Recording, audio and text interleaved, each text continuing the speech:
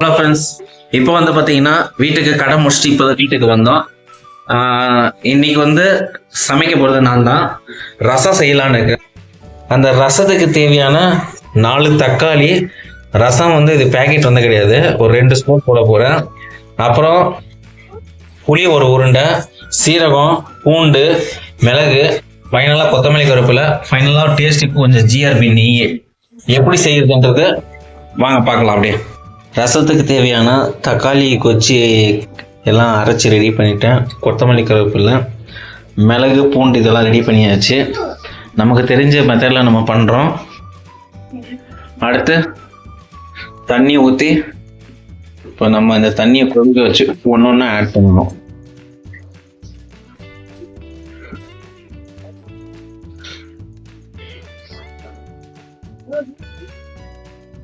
இப்போ இதில் மஞ்சள் இதெல்லாம் போடணும்.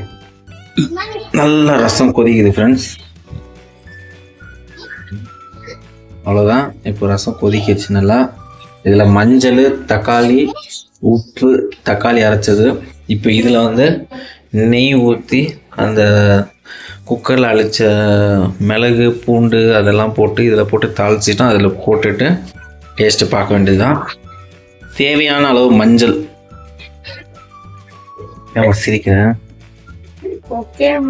மஞ்சளே இல்லை வீட்டில்.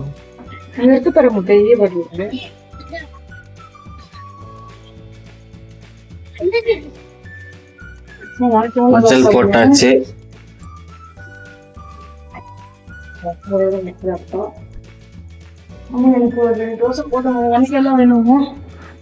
எனக்கு 2 போதும்.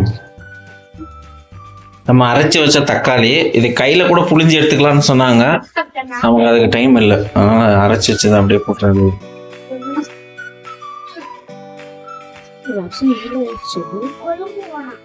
ஓன் டைம் இல்லைம்மா. அவ்வளோதான், இதை வாஷ் பண்ணி போட்ட வேண்டியதான். அடுத்து நம்ம யூஸ் பண்ண இந்த அரைச்சது இருக்கு, அது ஒரு 2 கொதி வந்ததுக்கு அப்புறம் நம்ம அடுத்து வந்து அதை கலந்த வேண்டியதான். அப்புறம் ஃபைனலாக உப்பு, தேவையான அளவு உப்பு. ஸோ நம்ம போட்டாச்சு. இது வந்து ஒரு கிரேவி மாதிரி இருக்குன்னு நினைக்காதீங்க. இது வந்து அந்த மிளகு, சீரகம், பூண்டு இதெல்லாம் வந்து ஒரு புளி இதெல்லாம் சேர்த்து ஒரு பதமாக அரைச்சிருக்கேன். ஒரு கிரேவி பதத்துக்கு மிக்சியில் போட்டு இதில் நெய் போட்டு பண்ணிவிட்டு நம்ம ஃபைனலாக இந்த கருவேப்பிலை எடுத்து வச்சுக்கிறத போட்டுட்டு ஃபைனலாக இது கொத்தமல்லி தூவி விடணும். வாங்க செஞ்சு முடிச்சு ரசத்தோட டேஸ்ட் நம்ம ரிவ்யூ கேட்கலாம். குட்டிமா கிட்ட எல்லாம் சரியா குட்டிமா? அதுக்குள்ள பசிக்கு தான் குட்டிமாக்கு. ஸோ ஃபைனலாக ரசம் வந்து ரெடி ஆயிடுச்சுங்க.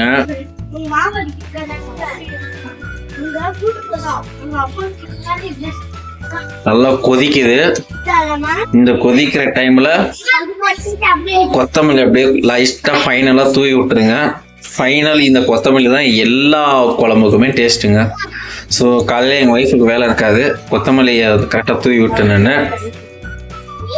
இப்போ இது ஒரு நல்ல ஒரு கொதி வந்ததுக்கப்புறம் நம்ம வந்து முடிச்சிடலாங்க. இது எப்படி செய்கிறது, ரொம்ப ஈஸியாக செய்கிறது அப்படின்றத நான் டிஸ்கிரிப்ஷனில் வந்து ஒன்றுனா நான் பின் பண்ணி வைக்கிறேன். கண்டிப்பாக நீங்கள் இந்த வீடியோ ஃபுல்லாக பாருங்கள், ஈஸியாக இருக்கும். பேச்சுலர் அக்கௌண்ட் நிறைய பேர் யூஸ் இருக்கும். ரசம் செஞ்சாச்சு. அதுக்கப்புறம் நம்ம சாப்பிட வேண்டியது தான் குட்டிமா.